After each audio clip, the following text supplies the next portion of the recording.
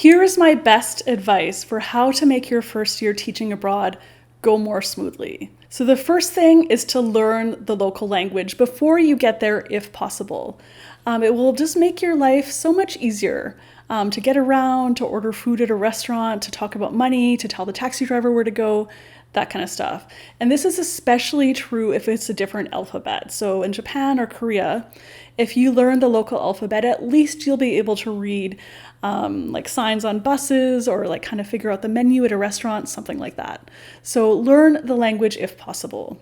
The second way to make it go smoothly is to bring money with you. I know this sounds a bit strange because after all, you're going to be making money teaching abroad. However, you should bring money because you often don't get paid for the first month or two that you're there. It just kind of depends on the pay period and when your first paycheck is and all that kind of thing. And what if you get there and you absolutely hate teaching at that school and you hate that place? What if you want to go home?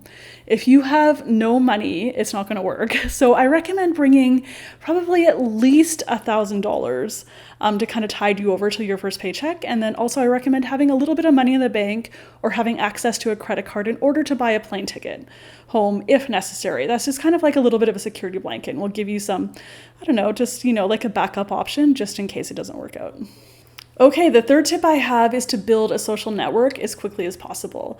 I know it can be tempting with, like the high-speed internet in Korea and your computer just to kind of like sit at home, watch Netflix, you're feeling kind of stressed out, culture shock is a real thing. I mean, that's often my temptation when I'm stressed out. I'll often just kind of sit at home and not really want to go out. I'll eat like potato chips, watch Netflix, whatever. But I think that's not going to be the way to have the best year possible. Get out there, join a club, join some activities, and try your best just to really meet people and to build a network around you as quickly as possible.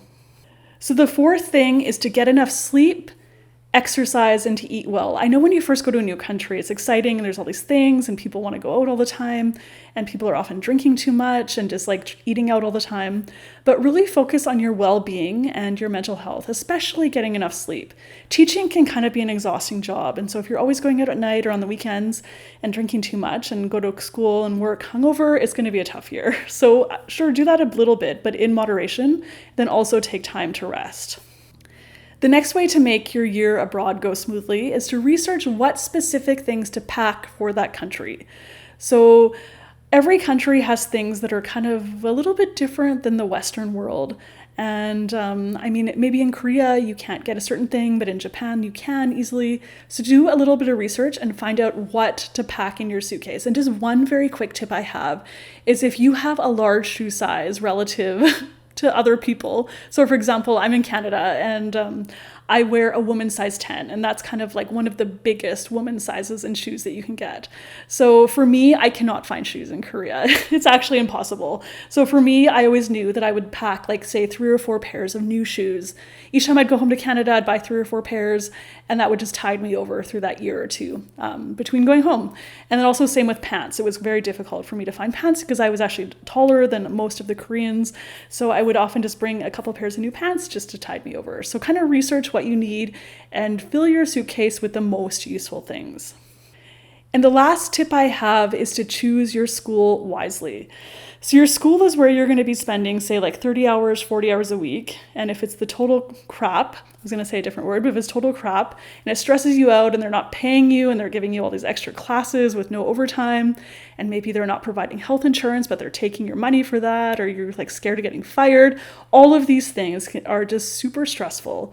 So get recommendations, ask on like the Facebook groups, do a bunch of research online, make sure the school you're going to is legit and they're going to pay you on time and it's not going to be a hassle, because that will just go a long, long way to making your year as good as it can be. And that's actually the most important tip. And then of course, do your best in the classroom. So I recommend checking out my book, 39 No Prep, Low Prep ESL Speaking Activities.